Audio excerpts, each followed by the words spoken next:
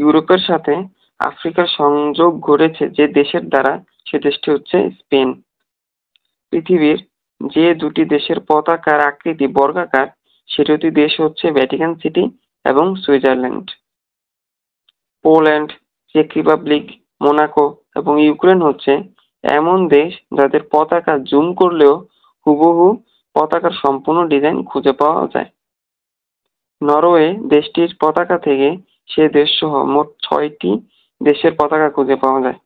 Norway বাদে বাকি দেশগুলো হচ্ছে ইন্দোনেশিয়া, পোল্যান্ড, ফিনল্যান্ড, ফ্রান্স এবং থাইল্যান্ড। পৃথিবীর 60% জনসংখ্যাই এশিয়া মহাদেশে অবস্থিত। এটি পৃথিবীর 3/2 জনসংখ্যা দখল করে আছে। নরওয়ে এবং নর্থ কোরিয়া দেশ দুটির মাঝে 7,513 কিলোমিটার দূরত্ব। কিন্তু অবাক করা বিষয় হচ্ছে দেশ দুটির মাঝে একমাত্র দেশ হচ্ছে রাশিয়া, যার একমাত্র কারণ রাশিয়ার বৃহৎ সাইজ। পৃথিবীর সবচেয়ে নিচু দেশ মালদ্বীপ, যা সমুদ্র থেকে মাত্র 1.5 মিটার উঁচুতে অবস্থিত।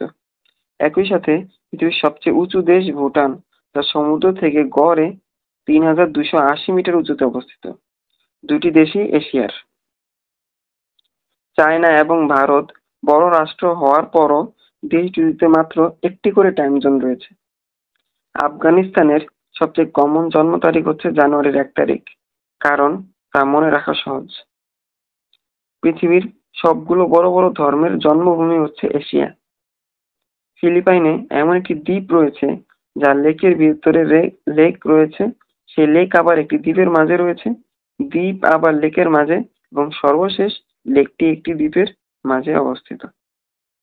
বিশ্বের উৎপন্ন ধানের মধ্যে 90% এশিয়ার মানুষের দ্বারা খাওয়া হয়।